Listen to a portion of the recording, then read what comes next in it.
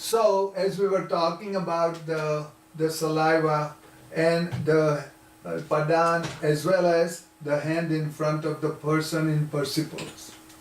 Now we come to the initiation ceremonies where the Naujot is one of the initiation ceremony or Sadre Pushi. The meaning of the word Naujot means actually one who offers prayers in the old Avesan language, but we also call it Nau means new and Jot means flame, means he or she is the new flame introduced into our religion. The initiation age is between 7 and 15. We have a sadre, the sacred shirt for it. We have to stitch it by hand. We will talk about structure and symbolism of that. And also the kasti, the sacred thread with 72 threads of wool.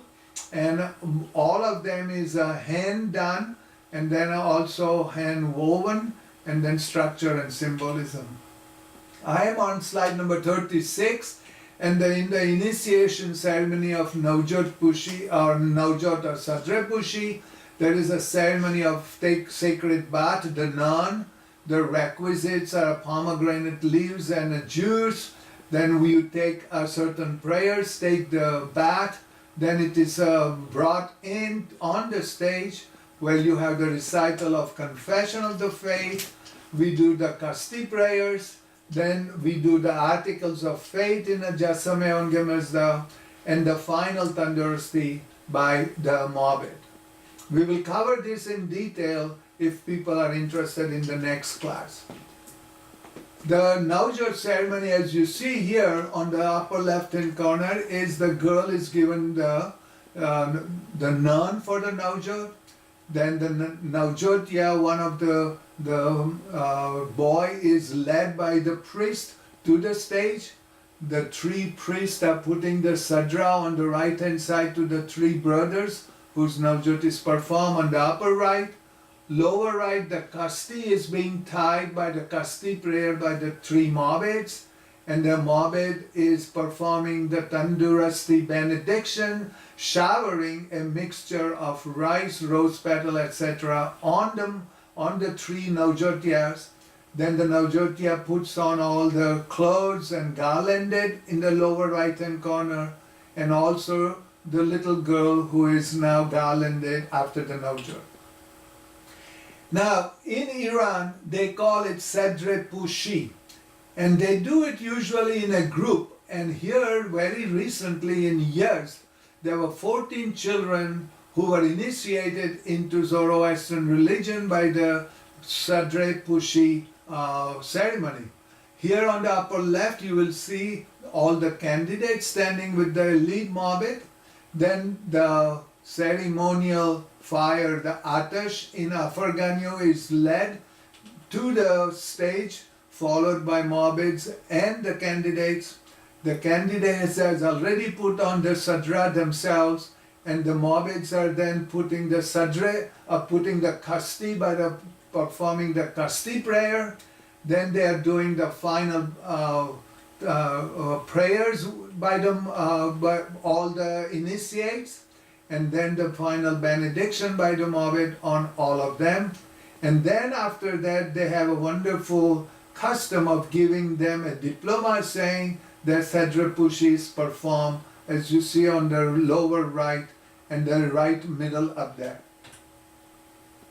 So, and to throw in, I'm going to show you this amazing Naujot taking place in Jijibe Darabayagyar in Kolaba, where one of the family had over 100 mobbits in the performance of the Naujot ceremony, and the whole Kolaba Agyari was converted into the Persepolis with a beautiful architecture and so on, copied, literally copied from Persepolis. A wonderful event, and I was lucky to be there.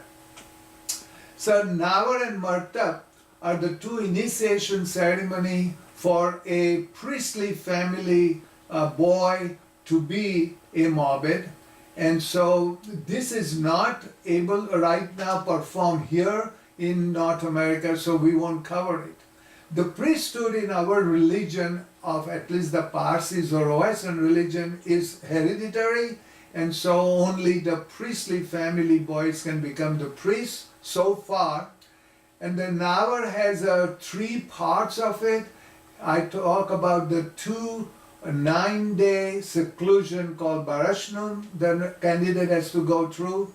After he comes back, the 2 Mobbits who is going to perform the Navar ceremony perform 6 days of Yazashne called Gevra, and on the 7th day or 8th day the initiation proper takes place, and it takes place 4 days of Yazashne by the initiate with the help of the 2 Mobbits.